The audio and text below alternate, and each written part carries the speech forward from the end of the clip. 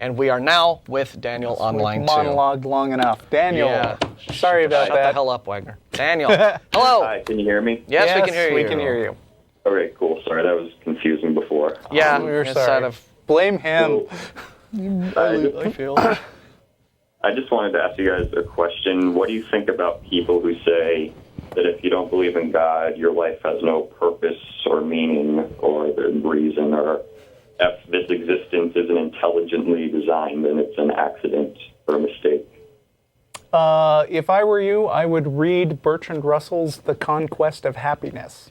I think, the problem is that if you don't believe in God, then you don't have this ready-made package of stuff that you're supposed to be doing. You don't have somebody to tell you, this is your purpose in life and this is how you should live, even if those rules are dumb.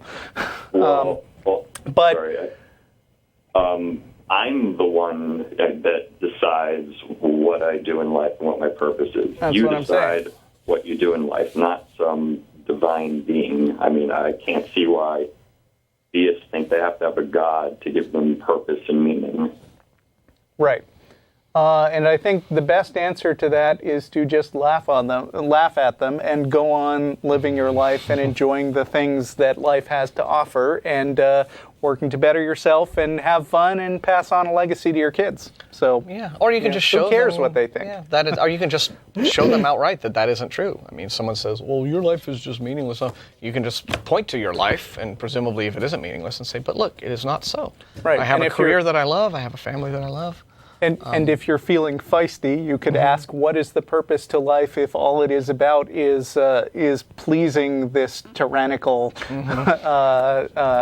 crazy guy in the sky who has apparently mapped out everything for you and has a divine plan that no one can change? Yeah. Well, I think this goes back to something that we've talked many, many times about on the show, which is that one of the things religion does, and particularly Christianity does, is that it is all about... Well, George Smith, in his book, Atheism, A Case Against God, says that Christianity has a vested interest in human misery. And what he means by that, of course, is that what Christianity does is, what religion does to hook people in so deeply, is it wants to deconstruct your self-esteem in order to rebuild it in such a way that the religion is now at the center of it. So you become dependent upon your beliefs for your happiness, for your sense of purpose, etc. And so the people who then go on to say, but without all this stuff, gosh, life must just be mean. These are simply people who have bought into that whole thing. They have come to believe and accept that, yes, their lives are in fact meaningless and bereft of any point whatsoever if it weren't for God, if it weren't for Christianity, if it weren't for the church, if it weren't for this. So again, I think that's a very insidious thing that religion does, but that's how they hook you. That's why it's so hard to break free from that hook. Yep. I know a lot of people's belief in God gives them a feeling of self-importance. It helps them therapeutically. So when they come across someone that doesn't believe it, that's kind of why they think they have no purpose or meaning. You guys have other callers waiting, so I have one more quick question. Do you think it's ever possible within the next 100 years or so for an atheist to be elected to some public office? Not necessarily the presidency, but right now, atheists have no chance. I mean, if you don't accept the claim that some God exists, you're not fit for public office. And do you think that'll ever change?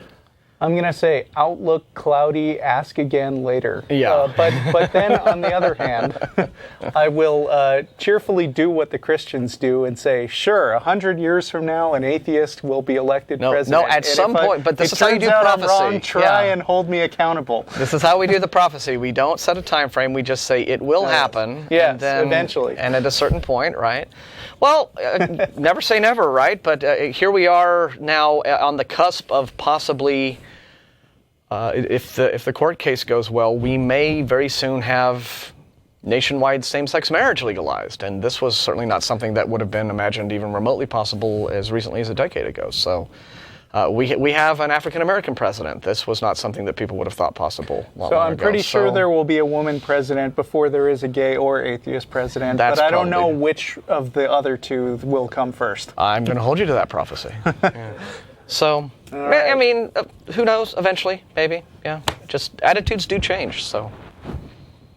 Okay, yeah. I mean, right now there's people who have this superstition, and if anyone else doesn't buy into it, they're not comfortable with having that person make decisions for everyone, which is I think it's unfortunate, because whether you believe in God or not has nothing to do with how good or bad of a person you are, or what kind of a public servant you be. Look, I'm pretty sure that I've heard of at least one country that has elected their national leader who does not believe in God. Australia, the new Prime Minister of Australia. Yeah, Australia has an atheist. So, I mean, minister, I believe. we have empirical evidence that it's possible in some places. So the real question is, when is America's national attitude going to catch up to the rest of the world? Yeah.